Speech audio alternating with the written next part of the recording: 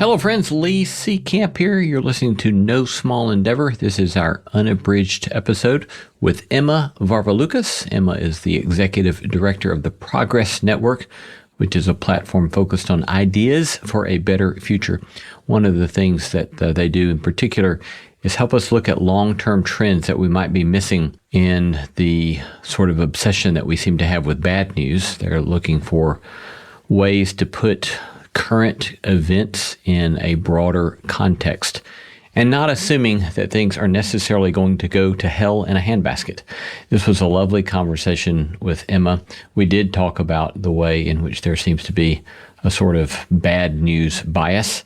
We also talked about potential problems with good news, so-called good news journalism, and she gave us some very practical advice on media consumption in the digital age. We also had a fascinating conversation about her conversion to Buddhism as a college student and the fascinating way that she found herself into that world, and both the gifts of it and some of the challenges and even disillusionment that she's experienced in that process. A lovely conversation, a highly practical one, and a very helpful one. Here's Emma Varvaloucas. Enjoy. Hey friend, if you didn't know, I started a newsletter a while back that comes out every 2 weeks. I have been delighted to hear from so many of you about positive response to the newsletter. We call it the No Small Endeavor Notebook, where I riff on themes and topics related to our podcast, giving you additional material for thinking and doing in your own quest to make sense of what it might mean to live a good life. Join us by going now to nosmallendeavor.com and sign up there.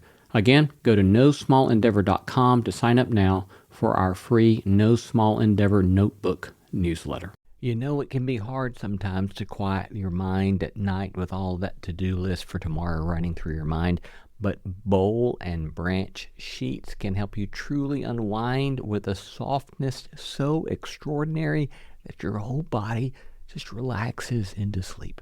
Bowl and Branch's signature sheets are made free from toxins with the finest 100% organic cotton.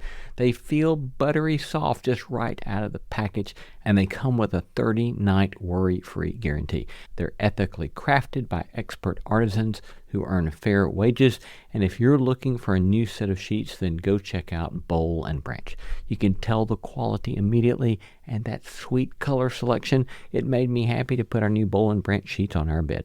Feel the difference an extraordinary night's sleep can make with Bowl and Branch. Get 15% off plus free shipping on your first set of sheets at bowlandbranch.com/NSE.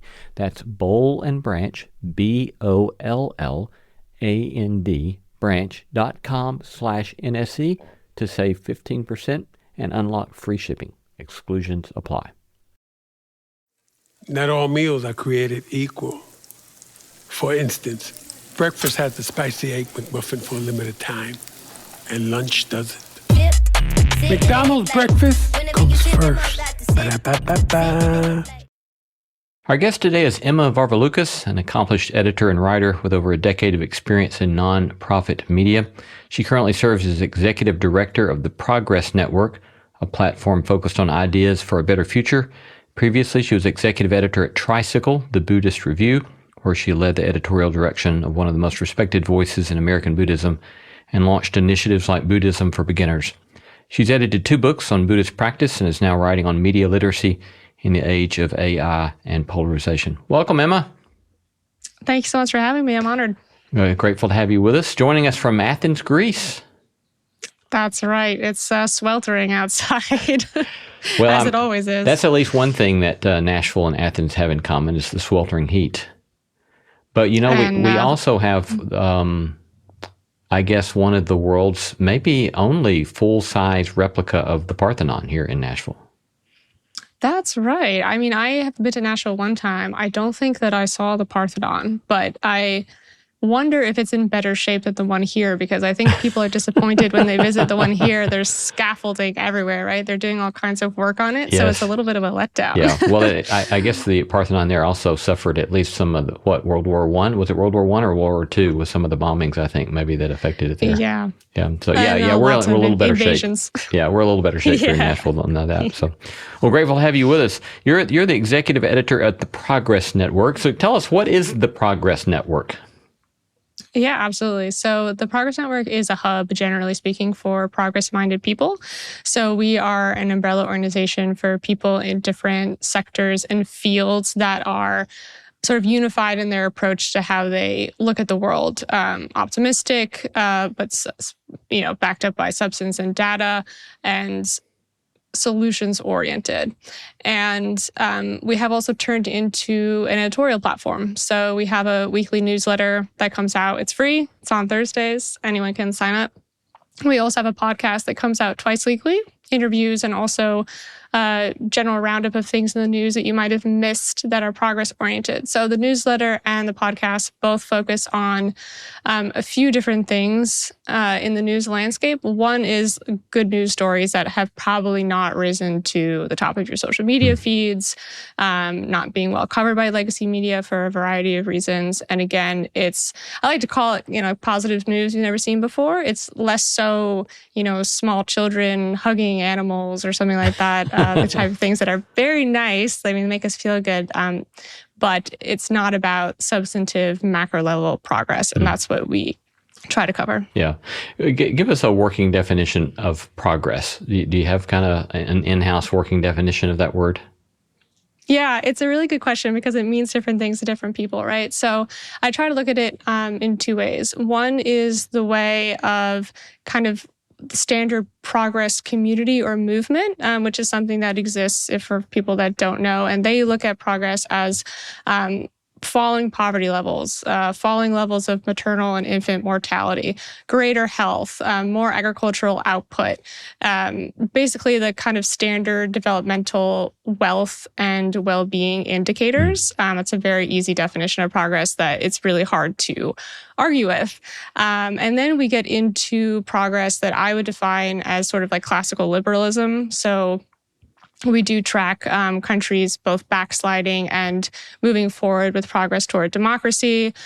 We do count progress for civil rights, something like for women or for gay marriage, LGBTQ rights, and things like that. Generally speaking, putting those things together, along with a little bit of dose of what would progress look like, particularly on a national level in an age of really heavy distrust, really intense polarization, all those things combined. That doesn't satisfy everyone. In fact, it annoys some people, but it's the best definition that I can give for myself. Your Zachary Karabell, who's founder of the Progress Network, says, "We are presenting a realistic alternative narrative to push back on the notion that our only option is pessimism and our only path is societal decline." So I guess one of the first things I would want to ask about this is sell us on that idea. That that doesn't seem obvious. Right. Well, I'm curious to ask you, why doesn't that seem obvious? Just given the fact that we're still here, right? We're still breathing. We're still having this debate. This is the line that Zachary likes to say a lot. Like in the fight between angels and demons, the fact that we're even still having this debate means that the angels have won out. But I'm curious, why that doesn't seem obvious to you that it's not for sure that we're headed for societal decline. Well, I think that obviously currently right now in the United States, over the last number of years, we have such increasing polarization, hostility. We have now military in the streets in ways that we wouldn't have had in years past. And so there seems to be this sort of widespread sense of unraveling or fraying of the social fabric. And, obviously there's lots of other places in the world that are not having to deal with these sorts of things. But I think for a lot of people listening to the news, watching the news in the United States, there's just general sense of anxiety over what appears to be an unraveling. Yeah. And I want to make it clear that I wouldn't argue with that in terms of the United States is going through a bad moment. I don't look at a lot of what's going on in the United States as progress. Although there are a lot of good things happening in the United States that people are not generally aware of because we're so focused on the Trump show. That being said, if you look at other countries that have experienced democratic backsliding, and forgive me because I forget where the researchers were located who did this paper, but a paper came out in recent months about countries that had experienced democratic backsliding, and it was something like less than 20% of them actually went all the way into authoritarianism, which is to say that there are other countries that are out there that have gone through something akin to what the United States has gone through and come out on the other side. That doesn't mean that a positive outcome is guaranteed. Of course it's not. I mean, there are all kinds of ways that this could go sideways, and I think that the uncertainty around where this is going is what's causing a lot of the stress. But there is also no guarantee that it's going to end up in a worst case scenario outcome. There are certainly lots of bad things happening right now, but we are in the thick of it. We're in the middle of it. We don't know how it's going to end. And there are lots of different levers. There are lots of different ways, first of all, that things can surprise us, but also things that people can actually do to change the picture. I like to do as my kind of common example of really surprising things that have happened. Maybe you wouldn't want to bet on this, but things do surprise us. In Senegal, they had a president that was going for an illegal third term, and the situation was much more dire than the situation that the United States is in now. He was jailing his opponents. 2 weeks before the election, to the surprise of basically everyone, he released all of his political opponents from jail, and the elections occurred. And the opposition opponent wasn't allowed to run, but the kind of stand-in for the opposition opponent did win by a landslide. The elections were free and fair, and he's the president of Senegal right now. Where Senegal goes from there is an open question, but these things do happen. Brazil is another great example. South Korea is another very recent example. There are places that we can go that are not necessarily Hungary, Turkey, or Russia. Yeah, very helpful. At one point you say, or somewhere I read, that you all are seeking to provide an antidote to despair. So kind of unpack for us what those antidotes might look like.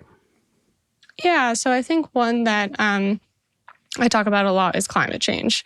I think there is a lot of fear and anxiety around climate change. Certainly, if you're speaking to some portions of the left, to the point in which people are wondering, like, should I have kids? And you also have therapists talking about climate anxiety, right?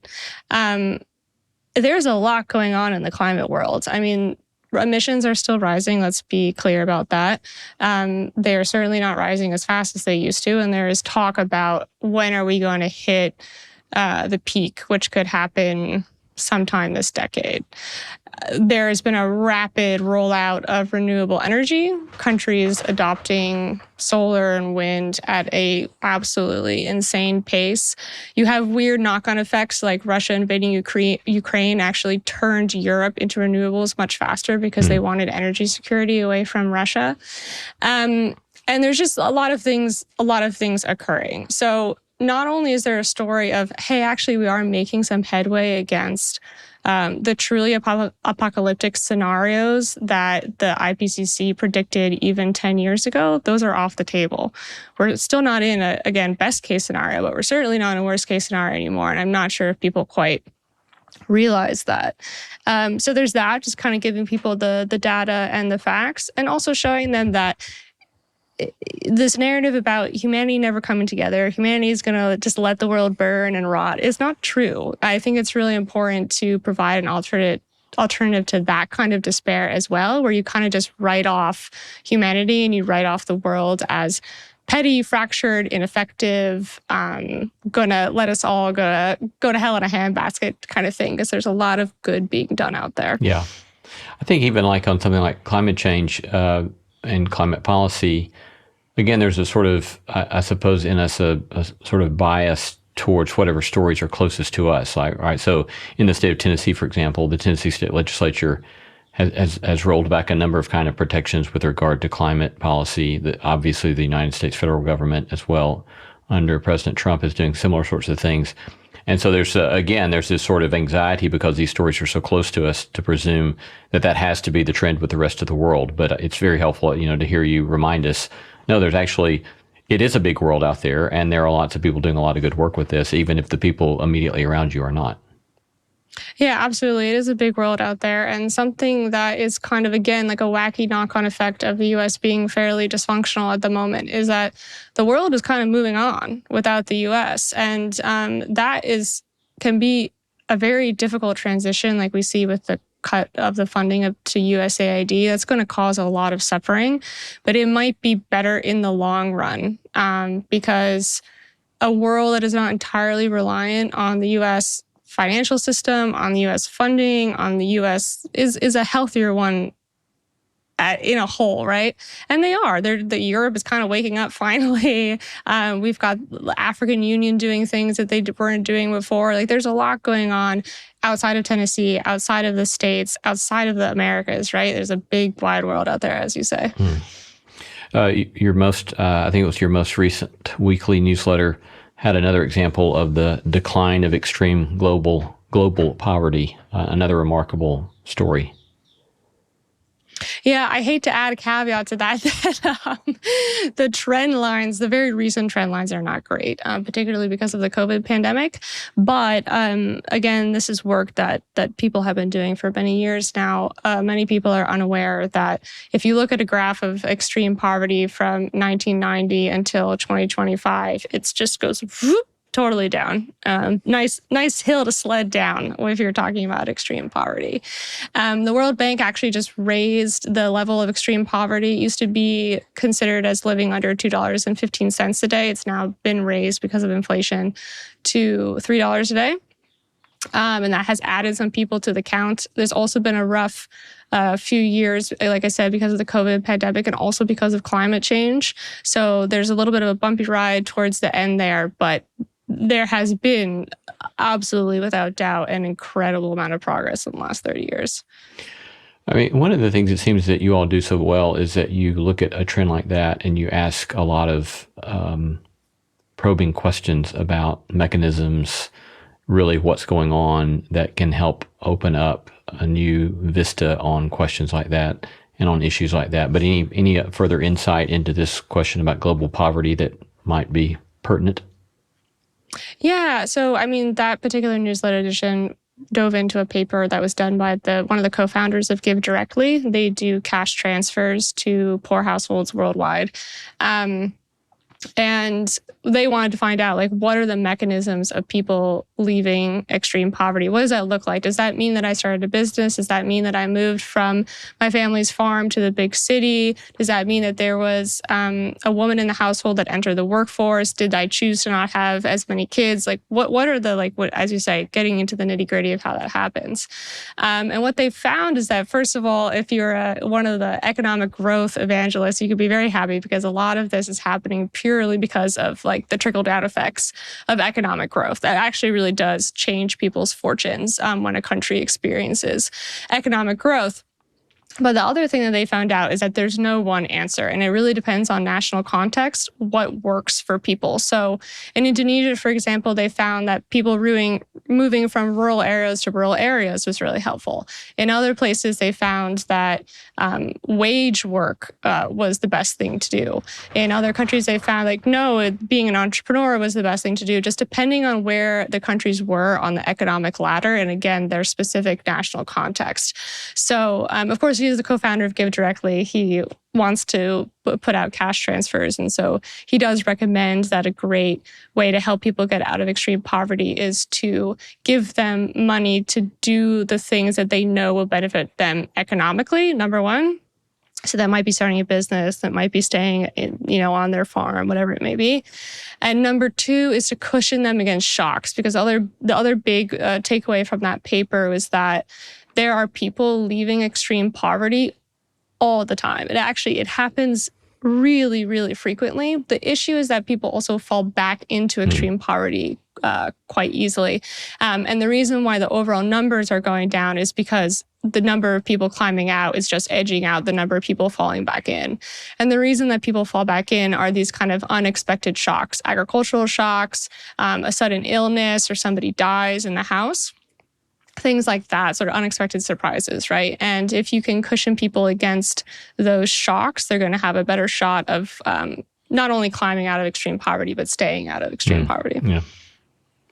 I mean, it's striking to me the way that you're talking about such issues is obviously you're not getting prepackaged in one end of the political, social, economic spectrum. Because, for example, I mean, we've heard you say just in the 15 minutes we've been talking, things that many people would put kind of in the classic progressive liberal end of the conversation. And at the same time, we just heard you say, no, there actually are real benefits to trickle-down economics in a lot of places, which would be kind of anathema to hear some people in the left ever say. So what's it like for you in trying to prioritize reporting, digging into these kinds of facts, and trying not to fall prey to political partisanship or expectations of a given stereotype?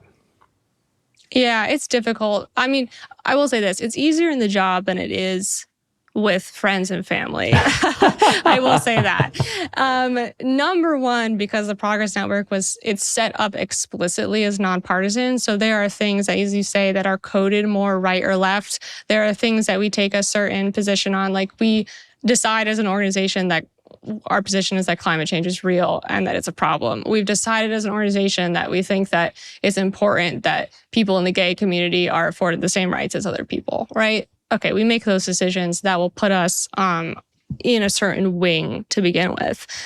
But other than those particular decisions, we explicitly say like, hey, we are nonpartisan. If there is a solution that works, it sounds like we don't care, but we don't have an affiliation to a particular tribe to say that the left is correct or the right is correct. Don't care who is correct. In fact, a lot of the times, both sides are correct in their own ways, or they're correct about some things and not correct about other things. We also try to highlight a lot of bipartisanship for that reason. So part of that is setting expectations, right? I mean, people probably do get irritated with us and just unsubscribe. But it's easier with the job because that's how you get people to trust you. Yeah. Versus it's harder with people in your life because you can come off as sounding like a traitor. And you can really surprise people by the way that you're talking about things precisely because you don't toe the line as you're pointing out to like what left people usually say or what right people usually say. But I do think that, you know, in the case of the United States, it would be helpful for all of us to kind of get outside of our little bubble and talk to people that disagree with us. Maybe try to find some fact that would push against where we might find ourselves trending socially or politically, and experiment maybe with having a conversation where we endorse this fact that would kind of stand in tension with our own kind of potential partisanship. So yeah, that's very helpful. You noted a moment ago that you're not doing feel good puppy videos. But how would you think about distinguishing the work that you do from good news or feel good initiatives? Yeah, well, I wouldn't say that we are not good news. I mean, we're certainly not bad news, but I would call us some mixture of like data forward good news, or like in the past I've said substantive good news. It's just that I don't think there's anything wrong with good news, right? Like there's nothing wrong with trying to brighten people's day as long as it's responsible journalism. The problem is that it has this like fluffy attachment to it, particularly in the journalism world, that if you're talking about good news, you're talking about something that's not substantive and that you shouldn't be taken seriously. And that's what we're trying to get away from. Now that we've been around for a few years, there are definitely other players in this space that are doing what I would call responsible good news. But it's also a space where you can kind of slide accidentally into a bias, like just how a lot of people talk about bad news bias in the news, which I think is absolutely true. You can also kind of create good news bias, and you don't want to do that either. So I try to separate us out with that too. Like, we're not trying to put lipstick on a pig. You know, for instance, talking about the United States, I'm not going to sit here and tell you like the United States is in a good place right now.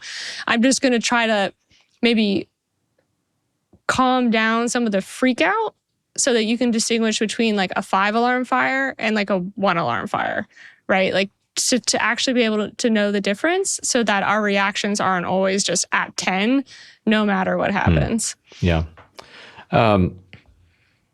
Let's talk a little bit about trends and or social policy that might have fueled increasing polarization of the news. And I didn't know this until I was doing some of the research and getting ready for our conversation, but that at least some make the case that deregulation of media in the Reagan era was a significant contributor to kind of the situation in which we find ourselves. So could you unpack some of that for us and talk to us about how that has unfolded? I think, are you referring to the fairness doctrine? Yeah. Yeah. So I'm not super persuaded. I'm sort of half about how much the fairness doctrine really affected the news in the United States. I think that when we talk about... But before you go on, could you maybe just tell folks kind of what that is and some of the history of that?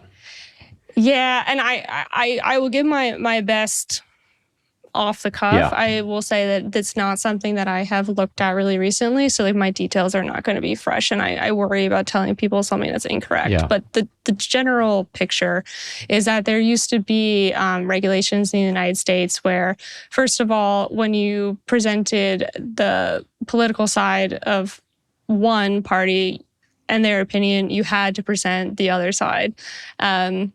So something like MSNBC or Fox News, when they put on their opinion pundits, like that wouldn't have been allowed. And there was another, what was the other thing about the Fairness Act, is that you had to give equal time as well. So if you gave, 2 minutes to this political viewpoint, you had to give also 2 minutes to the other political viewpoint. And my understanding, there was also a prohibition to news blackouts.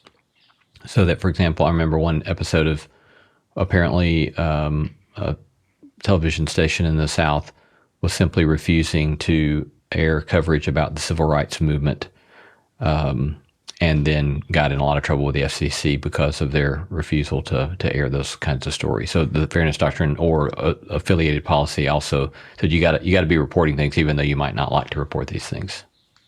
Yeah, I didn't realize that. See, that's what I was saying. I'm not the expert on the fairness doctrine for sure. So we're going to assume that you're correct. And people can also do a quick Google if they're interested. But my understanding is that it only applied to broadcast journalism. And so I'm not sure that even bringing that to bear now on the current landscape of the news would really do that much.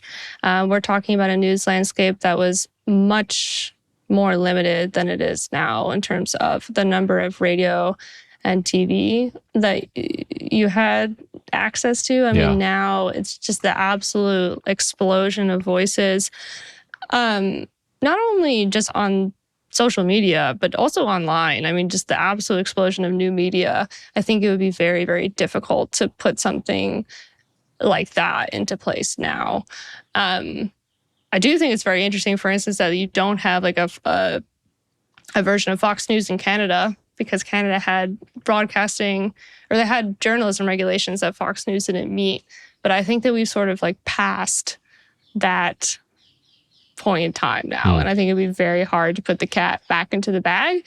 I think at this point, when we talk about polarization, it has a lot to do with social media algorithms and also instilling the sense that we were talking about earlier, that the thing that you care about the most is the facts and not your political tribe. And that is a cultural project, that has to do with the media, but is also outside of the media. Yeah. You had an article a number of years ago entitled "How to Read the News Without Losing Your Mind: 5 Things to Remember Before Giving Up on Everything." Could you maybe kind of work us through several suggested best practices for framing how we read the news? Yeah, definitely. I should say I'm working on a book on this right now, so I'm hoping that there will be a whole book-length project. Any title yet for that book? Right now, it's tentatively titled "What's Going Right: How to Stay Rational and Positive in a World of Information Chaos." Yeah. But we'll see if that remains the final title. Yeah, so give us a preliminary peek into what you're developing there. Yeah, absolutely. So it ranges from both like practices for social media that are very practical to like actual media literacy in terms of what you're reading and listening to online or in print if you're still a print person. One of them that I talk about a lot is to lengthen the timeline. Most of the time, what we see in the news is like... stocks drop to a historic low, or stocks this to a historic high. And it's like, yeah, it's historic because you're talking about like a 6-month timeline. So it's not incorrect. It's just like, it's a little bit misleading. And that happens quite a bit in the news where like most of the time, the news kind of zooms out like at most to a year on year. And year on year does not tell you very much. For instance, you have year on year between, I think, 2021 and 2024, an absolute skyrocketing rate of drug overdoses and murders and all kinds of crime in the United States. The thing is, most people don't know is that, again, homicides, let's choose that one in particular, has been dropping since the 90s, I believe, maybe even the 80s. And so this uptick that we're having that was around the time of the pandemic, again, it's serious. It warrants our attention. We should look at it. But it is an anomalous uptick that doesn't nearly match the rates that we used to have in the past. Like, we are not reverting, to some murderous time that existed in the past in the United States by any means. It's just simply that we're seeing a small uptick. And understanding those issues on a longer timeline really does change the framing of how you're looking at them. Same thing for teens and smoking in the United States is another one I like to bring up a lot. There was this big vaping craze, maybe 5 years ago, like that everyone was convinced that like there was a vaping epidemic that was occurring amongst teens, again, because the year-on-year uptick of vaping was going up. However, the overall behavior of teens and smoking is like Gen Z is like, they don't drink, they don't smoke, they're complete prudes and straights pretty much. And again, that's been going on for some years, that generationally the number of people that smoke in the United States is very, very low. And even with vaping, it turned out to be like a 2-year anomalous tick up, and then it went back down again. So that's the number one thing. Like, if you are looking at something in the news and it is year on year, 6 months, 3 months, understand that you're looking at the tiny little section of a trend, and that doesn't actually tell you about the long-term trend at all. So if you really want to have... expand the timeline and get a larger perspective on the issue at hand. What other key practices? Yeah, I like to borrow one from Hans Rosling to pair lonely numbers. So anytime you see like an eye-popping number in the news, try to find what the denominator is. This one I talk a lot about is measles. There's an article that I quote from Fox News. This is from 2019. So this was pre the measles outbreak in Texas in 2025. And it was an article that was saying, 190,000 people die of measles per year. And then they went on, to have an opinion piece about tightening immigration, which, like, fine, you can have an opinion about tightening immigration, and that might be a totally valid opinion, but it's totally not valid to pin that on measles, because 0 people die from measles in the United States per year. That has, again, like, in 2025, we have had 2 people die, but again, it's a very, very small number compared to measles incidents globally. So always pair a lonely number. If it's just by itself, you don't know what the context is, you don't know what the denominator is, make sure that you understand before you buy an article's arguments wholesale. And a last one I would say that more has to do with like practical, actually how you're consuming media, is to make sure that the way you do it has edges, meaning like you want to have something in your life that has a start and a finish with media. So if it's a podcast, it has a start and finish. If it's a newsletter summary, it has a start and a finish.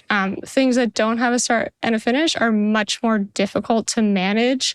That's why social media is so addictive. You have a never-ending scroll. There's no beginning. There's no end. There's no sense of like, okay, I've done my duty for today to be up on the news, and now I'm closing this out and I'm moving on to the rest of my life, which I think is detrimental to our mental health. So whatever medium you choose to, participate in with the news, just make sure it has a beginning and an end on whatever basis that is, weekly, daily, even hourly if you're that intense. Yeah, that's super helpful, and I don't think I've thought about that way. I think that for me, it's too often a kind of continual input from a variety of sources, online and radio, but I don't think about it in terms of a discrete beginning and end. It has been so delightful to see more and more listeners like you sign up for NSC Plus. Our growing community is made up of intelligent and thoughtful people looking for a holistic approach to human flourishing. Signing up for NSC Plus is also a way to support the show and the work we're doing, and in fact, we depend upon that kind of support. But in addition to supporting the show, you'll get exclusive access to bonus content, and the No Small Endeavor you've come to love will be completely ad-free. In fact, you won't even hear ads like this one. So go to nosmallendeavor.com and click Join NSC Plus to become a member of our community today. Join for as little as $5 a month. Again, go to nosmallendeavor.com, click on that red button that says Join NSC Plus to become a member today. Morning decisions. A creamy mocha frappuccino drink? A sweet vanilla? Maybe a smooth caramel or that white chocolate mocha. Whichever you choose, delicious coffee awaits. Start your day with bottled Starbucks Frappuccino drinks. Pick up a bottle near you wherever you buy your groceries. Class is now in session, and the UPS Store is here to help you ace arriving on campus. Our certified packing experts can pack everything you need, from desktops to decor. Plus, when you pack and ship with us, you get our exclusive pack and ship guarantee. Your items arrive safe or your money back. Restrictions and limitations apply. To get a 20% off packing coupon and for full details, visit theupsstore.com/packing. Which raises another kind of possible practice for me, as you were describing that, of I seldom, if ever, I don't know that I've ever done this, set for myself some sort of conscious intention for why I am listening to the news. I think if someone were to push me, I would say, well, I think it's kind of a civic duty to, as you were saying, a sort of civic duty to be informed and engaged. But I don't think, it seems that we could drill in a little closer and say, okay, what's my intention for listening to this news right now? Or why am I scrolling this particular site right now? And setting some sort of parameters for the purpose behind it seems like that might be a helpful sort of exercise. Yeah, 100%. And what news would you like to know about? Because there's quite a lot of different types, and I don't think you need to know about everything. But you can know a lot about the things that you care about, and less about things that maybe are not as important to you. And I think that that's fine. Yeah. I also think that, people pay attention a lot to what they eat and their diet, but they don't pay attention to their media diet at all. And it affects us, maybe not just as strongly as food, but certainly it affects us. Yeah. Right. What do you think about, Thomas Merton, the famous 20th century author, monk, Catholic writer? As I recollect, at least, he one time said, if something is really news, it will still be news 6 months from now. So I don't need to spend a lot of time worrying, always being caught up on everything that's happening. How do you respond to that? What do you think of that? Yeah, I think that's fantastic. I think that's absolutely correct. For somebody that's like in the news all the time, like a lot of that stuff, a lot of the things that really change life and really change the world are like big picture trend lines that are not well covered in the news, are in fact very difficult to pick up on when you're reading the news all the time. There is an outlet, and I cannot recall its name right now, but they specialize in slow journalism. So they only cover stories when they're like 3 to 6 months old. Fascinating. So things like that do exist. They're obviously not the norm. But I think that it's absolutely the case that, if you went into a traditional Tibetan Buddhist retreat for 3 years, 3 months, 3 days, and you came out on the other end, it'd be a lot clearer what actually mattered in that intervening, 3 years than if you're constantly scrolling on Twitter. Well, that's a great segue into some of the conversation I'd like to have next. How has your own Buddhist practice and work been helpful to you in the work that you do?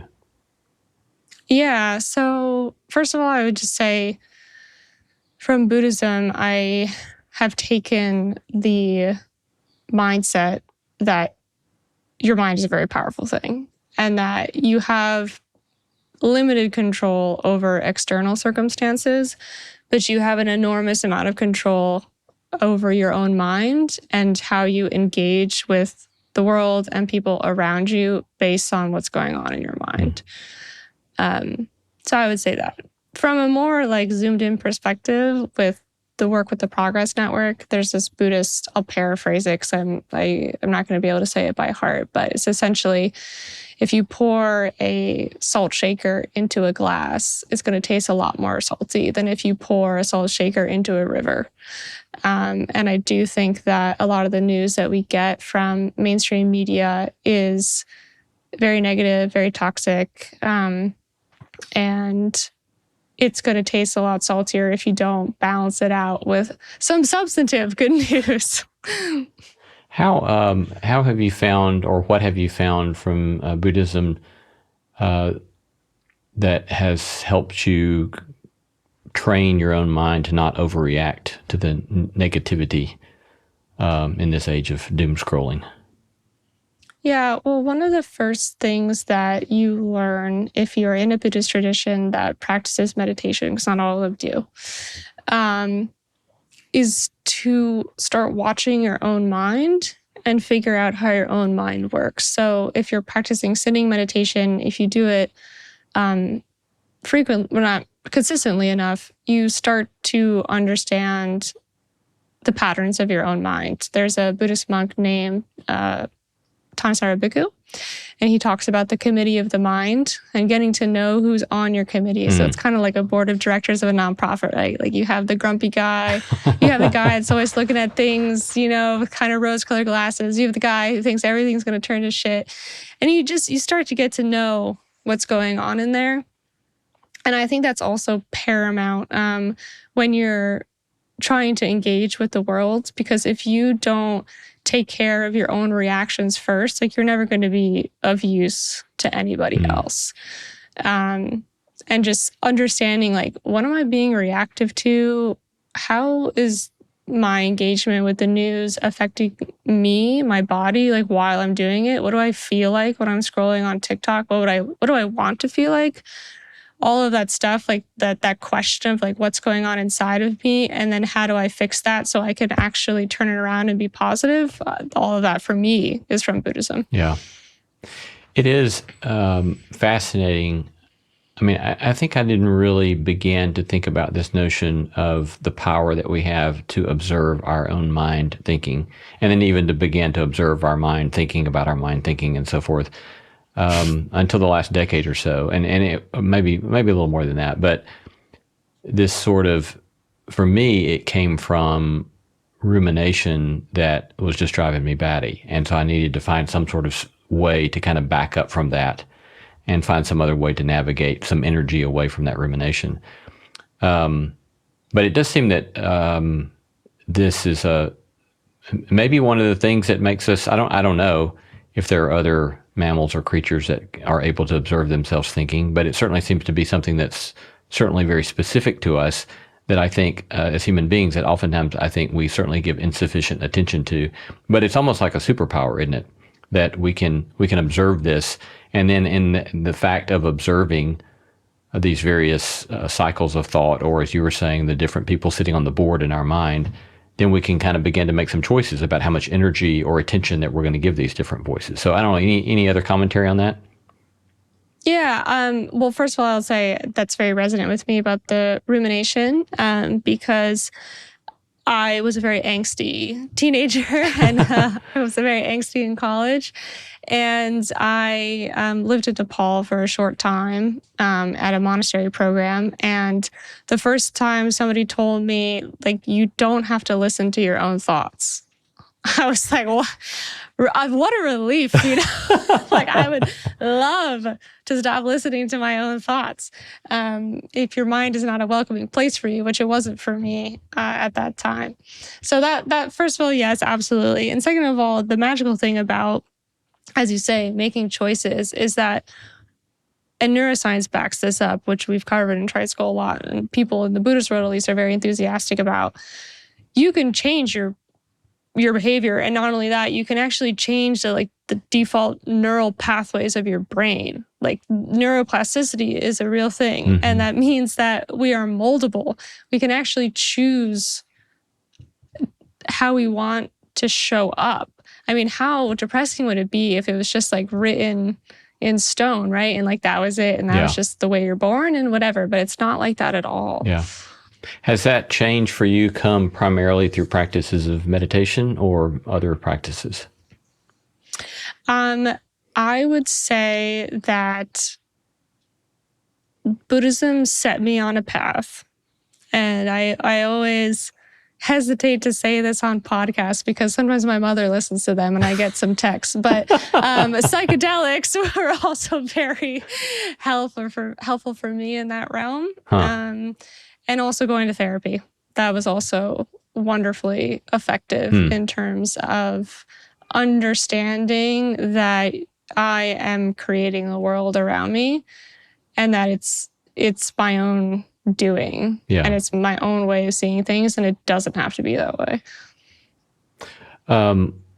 We had one guest of some celebrity years ago, Rainn Wilson, who spoke very critically of the use of psychedelics. And he spoke of it as I think his phrase was that it was like an attempted shortcut at spirituality. But what would you say in response to that? Yeah, I get that. I mean, I don't think it's a substitute. I think it's a little bit like getting dropped off by helicopter onto the top of Mount Everest, right? Like, that's certainly an experience. It's probably a pretty profound experience. Is that going to accomplish the same thing as a consistent spiritual practice? No. But I do know people, myself included, and other people that are very close to me, that they really needed that jolt to kind of get them onto the path. Like, I can't see myself being interested in Buddhism and then extrapolating from there, doing a lot of the things that I ended up doing in my life because I got interested in Buddhism without psychedelics. I really needed, I was not someone that was interested in religion growing up. I was not spiritual or religious at all. When I converted to Buddhism, everyone in my family was like, really? You? Okay. And that wouldn't have happened without something giving me an opportunity to see that the mind is malleable. And psychedelics were my first. I didn't mean for that to happen, but that's what happened. And it was very important to me. Yeah. You mentioned spending that half a year studying at a monastery in Nepal. Any other things stand out to you about your experience of what you learned during that period? Oh, what I learned in Nepal. Well, I think to follow up on the psychedelics discussion, I think the difficulty with psychedelics is if you get stuck there, right? And fooling yourself into thinking you have some kind of permanent solution. And that was my other takeaway from Nepal, is that once I got back, when I was in Nepal with Buddhism, I was 100% certain that I had found the secret to happiness in life. I was like, oh, this is it, done. And when I got back, and fast forwarding maybe 10 years later, I became quite disillusioned with Buddhism, not because of the practices behind it, but because of people. And because with any religion, you do end up with religious institutions, and people are people. And it caused me quite a lot of pain to move from absolute certainty into disillusionment. And so I think that's the other lesson that I pulled, where it's you really need to be, you can't be rigid. You can't be rigid even with spirituality that's trying to make you more open and flexible. Like as soon as you start to think like this is done, we're done, you become stagnant and you end up into a stuck place. So that would be my other really big lesson, I think. You just mentioned, you just used the word religion. I've heard other people refer to Buddhism as a philosophy as opposed to a religion. How does that work in your mind? Yeah, I think that's wildly mistaken. And I think that's only because of I think it's because of the way that Buddhism has been kind of taken up in the West, that it seems like a popular alternative for people that want to get into some kind of religious/spiritual practice, but they don't want to be in religion. And they also want it to sit comfortably next to their own religion, which is fine. I'm not against that by any means. But it does cause a lot of misunderstanding, because Buddhism, as it is practiced by millions of Asians in particular, is 100% a religion. And it's only in the United States and something that what you might call the global West, where they have this idea that it's not. But it would fit any definition of a religion. Just for sake of clarification, would you give us a definition of religion that you think it fits?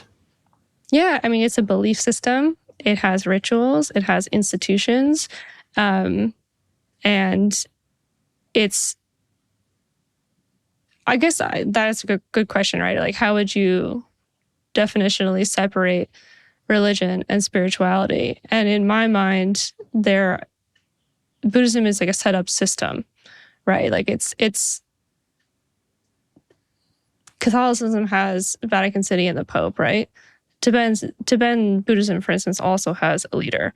I mean, there are institutions in Korea that run Korean Buddhism.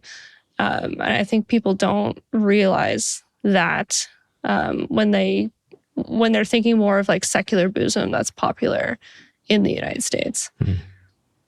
I was fascinated. In the last year, I was being interviewed by someone, and he was asking me lots of questions about my childhood experience of growing up in the particular denomination I was raised in, Alabama. And he began to probe into some of the more unhelpful aspects of that experience and some of the kind of psychological damage that it caused to me and I think causes to others. And the producer who was taping this session afterwards, spoke to me off to the side, and she said, I was raised in a Buddhist sect, and she began to describe these fascinating experiences that had remarkable parallels to things that I had just discussed.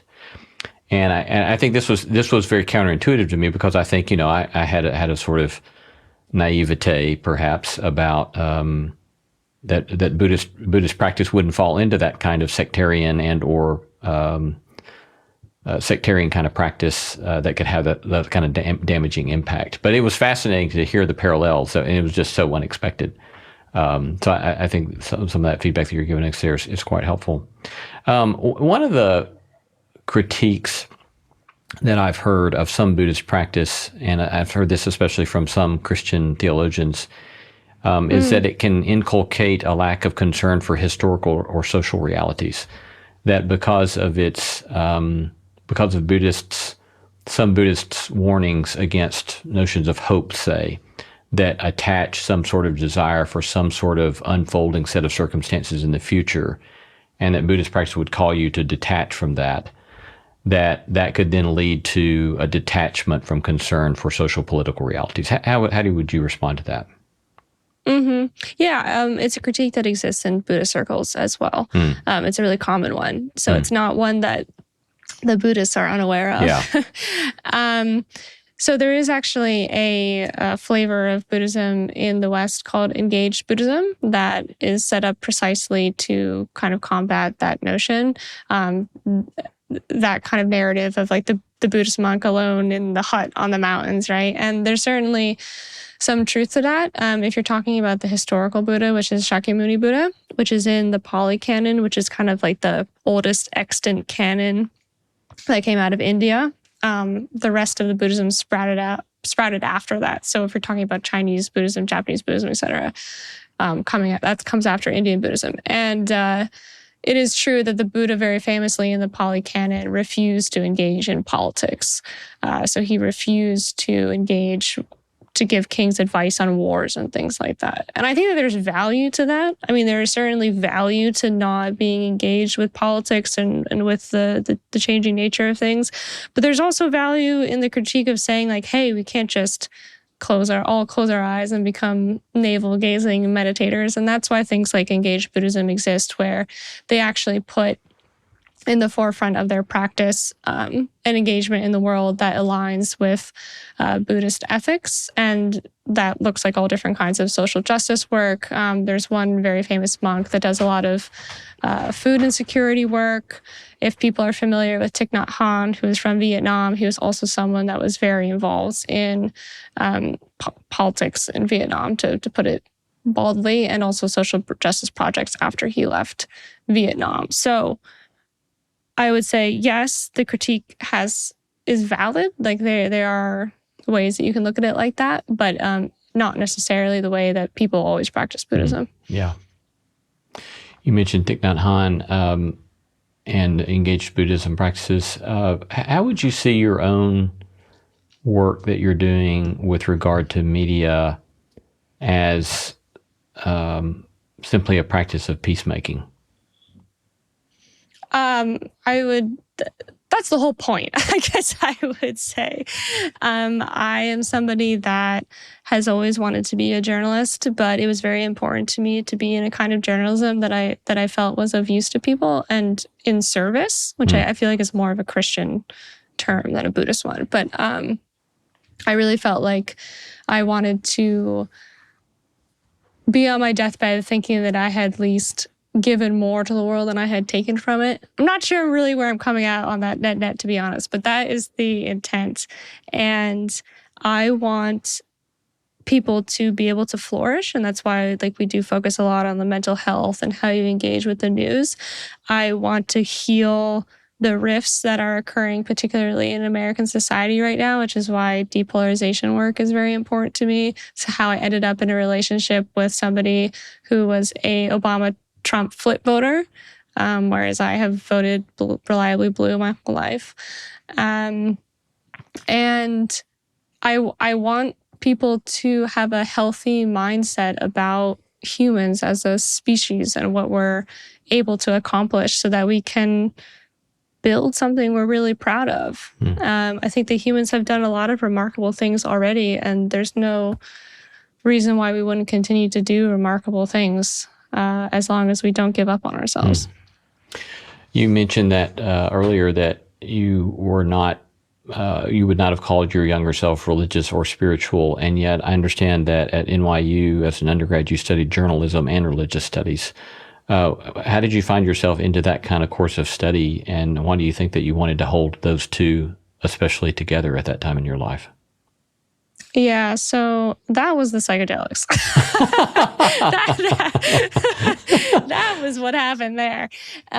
So at NYU, they don't consider journalism to be a quote-unquote normal major. It's within the School of the Liberal Arts, but it's considered more like a craft. So you actually must double major in something if you are a journalism major at NYU. And I wasn't sure going in what my second major would be. I was already interested in philosophy, and I had done some philosophy courses when I was a freshman. The psychedelics happened around then, and that jump-started a very intense interest in Buddhism and how I got into religious studies. Looking back on it, NYU as an academic institution did not have a good Asian religions program. It was much more Judeo-Christian focused, so it was not the best place to be to study that. But that's where that interest came from, and that's how I ended up in Nepal in my junior year as well. Yeah. You're how many years out now are you from your experience in Nepal? Let's see. It was 2011. So 14 years or so out from your experience in Nepal. And you've already graciously kind of allowed us a glimpse into some of the sense of frustration or disappointment that you experienced, maybe 10 years out of that experience. But in just thinking about yourself, what would you say are some of the internal challenges or mental challenges that you still find yourself getting frustrated with, that you still want to find a way to make progress, and that you're kind of currently trying to work through and get some traction on? Just as a person? Yeah. Ooh.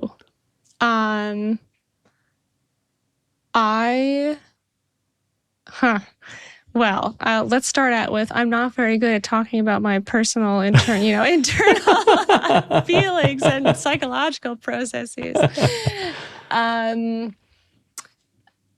I am working right now, and I think this is why, in part, that I'm like drawn to kind of positive news, is that I feel like I've kind of drunk the Kool-Aid with my job. Like I like genuinely do feel positive about the potential of the world when I look out at things happening. But I am not like a positive person internally by nature, I would say. I can fall pretty easily into self-doubt. I can fall pretty easily into loneliness, having low opinions of myself, low self-worth, and things like that. And those are all struggles for me that I think most people would not see from the outside, but that I would like to fix from the inside, because I've seen friends go through this process where they genuinely believe in themselves. They are genuinely excited about what comes next for them. They are kind of sparkling with energy in their personal relationships. They feel loved and they're able to offer a lot of love back. And I feel like I'm a little bit like fake it till you make it on that right now. But I would like that for that not to be the case. Like when I was younger, I was always really attracted to,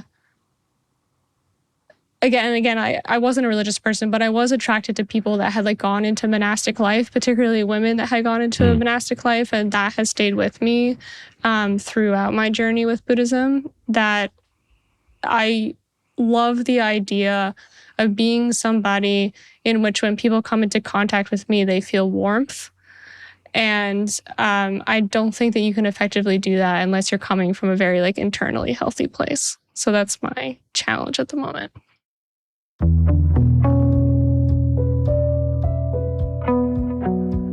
Been talking to Emma Varvaloucas. She's currently the executive director of the Progress Network and also the co-host of the What Could Go Right podcast. Emma, if folks want to sign up for your newsletter or find out more about your work, where would they go?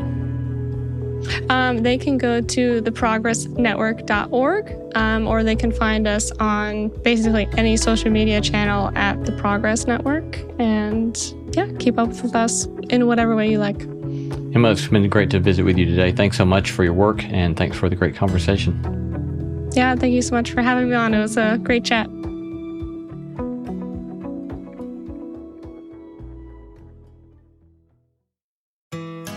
"16 years from today, Greg Gerstner will finally land the perfect cannonball. Epic splash. Unsuspecting friends. A work of art only possible because Greg is already meeting all these same people at AARP volunteer and community events that keep him active and involved and help make sure his happiness lives as long as he does. That's why the younger you are, the more you need AARP.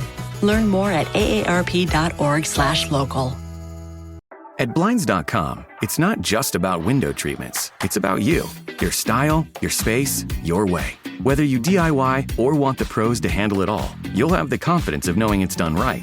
From free expert design help to our 100% satisfaction guarantee, everything we do is made to fit your life and your windows. Because at Blinds.com, the only thing we treat better than windows is you. Visit Blinds.com now for up to 45% off site-wide, plus a professional measure at no cost. Rules and restrictions apply.